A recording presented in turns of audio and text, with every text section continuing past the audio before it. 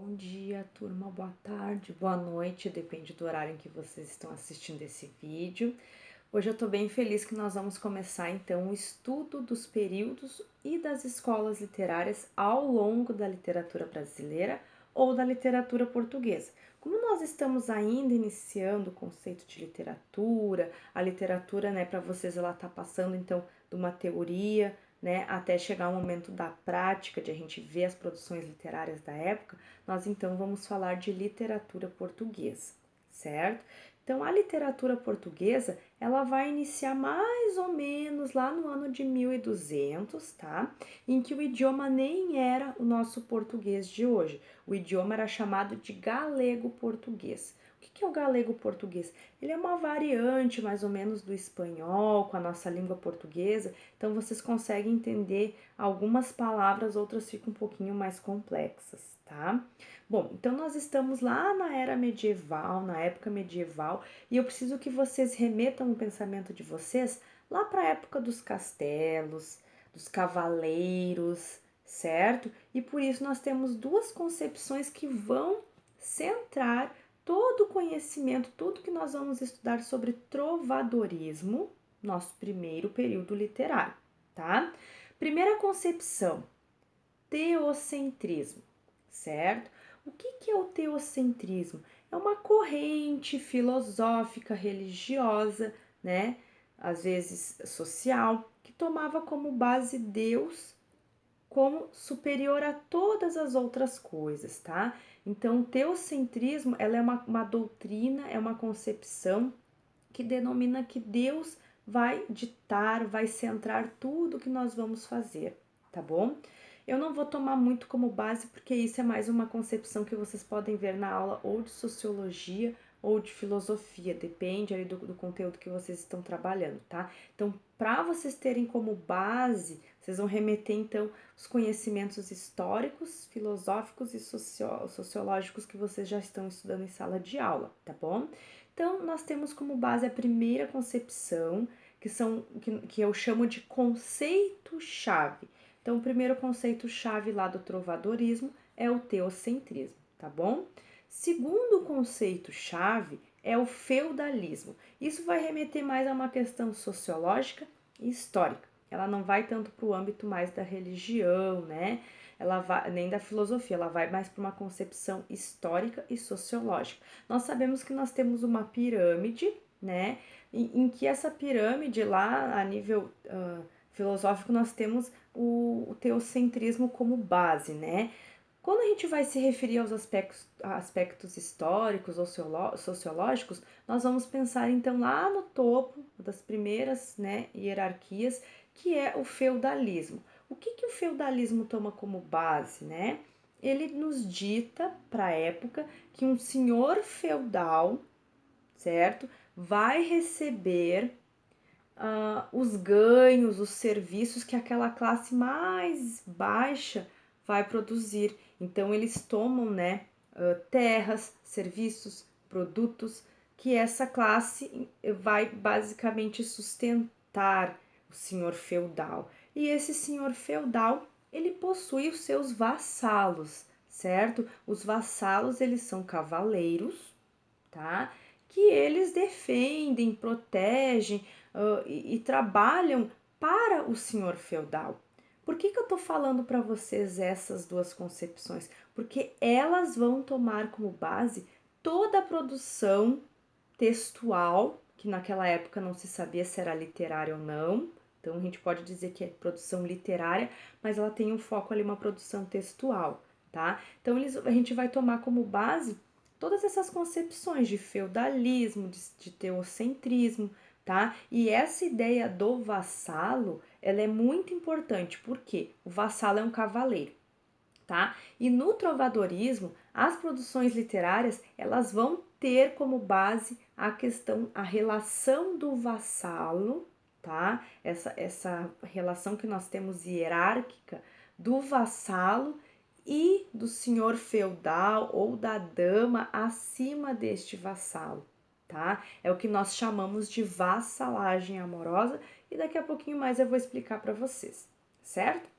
Então, nós estamos na era medieval e nós precisamos então saber, né, além do contexto histórico, social, a gente sempre quando for estudar literatura, nós vamos aprender um pouquinho então de um fato inaugural, um fato histórico inaugural ou da obra inaugural. Então agora eu vou falar para vocês um pouquinho sobre a obra inaugural do trovadorismo.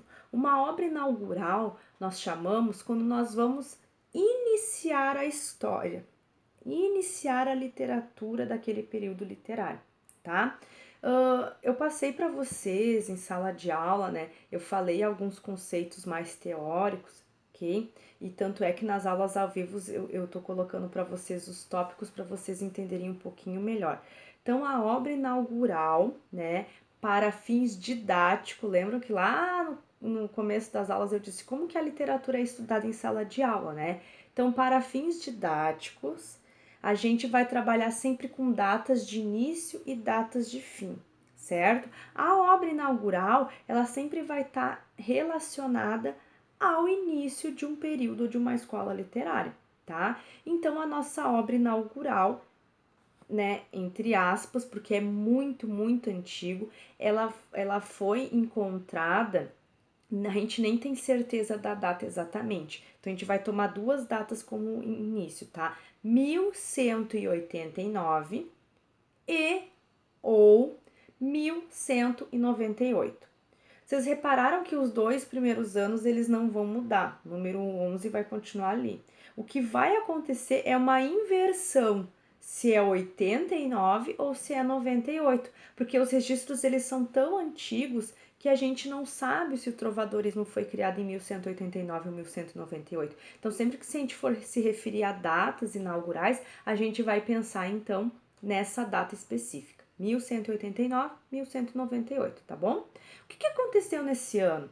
Nós tivemos então o registro de uma primeira obra inaugural, tá? Que é a obra que nós vamos usar a nível didático para memorizar o trovadorismo, certo? Essa obra, ela foi produzida então no idioma galego-português, a nossa variante, né? Numa região mais específica lá da Europa, tá? Então a gente não tem nada ainda de produção brasileira, fica lá na região da Europa, tá? E essa obra ela vai se chamar Cantiga da Ribeirinha. Ela possui dois nomes, ou Cantiga da Guarvaia ou Cantiga da Ribeirinha, que é o nome que nós vamos utilizar, tá? O autor dessa obra é o Paio Taveirós, certo? Então, uma das atividades eu quero que vocês pesquisem ou no livro didático ou vão dar uma olhadinha na internet, o que que tem, qual é o trechinho dessa obra inaugural que é a Cantiga da Ribeirinha, certo? Então, oficialmente, essa obra é a obra inaugural porque foi um dos primeiros registros encontrados no idioma mais próximo do português, que é o galego-português, que é a nossa variante, né? O português, na verdade, variou do galego-português. Então, foi a primeira obra encontrada, certo? Se vocês lerem um trecho, vocês vão ver que ela é estranha devido ao idioma, mas é o que nós chamamos de cantiga, tá? O que é cantiga? Na época do trovadorismo, certo? As cantigas eram poemas que tinham acompanhamento musical, tá? Então, o nome trovadorismo, ele vai variar da palavra trovador, que é uma expressão que se chamava lá na Itália para designar a pessoa que fazia composições de cantigas. Então, o trovador, ele é o compositor das cantigas. O que acontecia na época, certo? As pessoas dos castelos e dos palácios encomendavam essas cantigas. Então, um vassalo, um cavaleiro que estava muito apaixonado por uma dama do castelo, ele, né, chegava lá no trovador e disse: eu gostaria de pedir uma cantiga para uma senhora misteriosa, porque a gente nunca, né, falava a identidade dessa dama, ela era realmente permanecia em segredo, e eu quero fazer uma cantiga para ela. Então o trovador chegava lá, escrevia essa cantiga e ela era cantada com acompanhamento musical. Então vocês vão receber aí a parte, né, a lista das pessoas que formavam a interpretação que tocavam essas cantigas, tá? Isso é um conteúdo que eu vou passar à parte para vocês, tá bom? Então, nós tínhamos tantos homens que encomendavam as cantigas para as mulheres, quanto as mulheres que encomendavam as cantigas para os homens. E além disso, nós tínhamos então pessoas que não queriam focar mais no âmbito amoroso das cantigas, eles queriam fazer cantigas mais para ridicularizar as pessoas. Ah, eu não gosto de determinada pessoa, eu vou lá e vou encomendar uma cantiga porque eu quero que essa sociedade saiba que essa pessoa fez isso, isso e isso. Então eu tinha duas variantes de cantigas mais satíricas, né? Mais de cunho negativo, tá bom? Bom, então vocês já sabem então informações do contexto histórico social, certo? Obra inaugural, produção literária, assim como os seus autores, tá? Basicamente, a gente está seguindo tópicos de que eu já falei para vocês lá na nossa aula ao vivo, tá? Ou vocês vão ver a diferença de poucos dias entre o que eu estou falando no vídeo agora que vocês receberam e a nossa aula ao vivo, depende do horário que eles vão passar, tá bom? Então, nós temos essas informações. A produção literária mesmo do trovadorismo, exemplos, eu só vou trabalhar com vocês posteriormente a vocês terem o conhecimento da cantiga da Ribeirinha. Tá bom, pessoal? Então, a tarefa de vocês é pesquisar a cantiga de acordo com o autor, né, o Paio Soares Taveiroz. Vocês vão encontrar, vocês vão dar uma lida, vocês vão absorver, então, esse texto literário da época, tá? E com isso nós vamos prosseguir com as produções literárias. A gente tem 5 tipos de produções literárias que nós vamos trabalhar no trovadorismo, mas isso é conteúdo da nossa próxima aula. Tá bom, queridos? Beijão, até a próxima!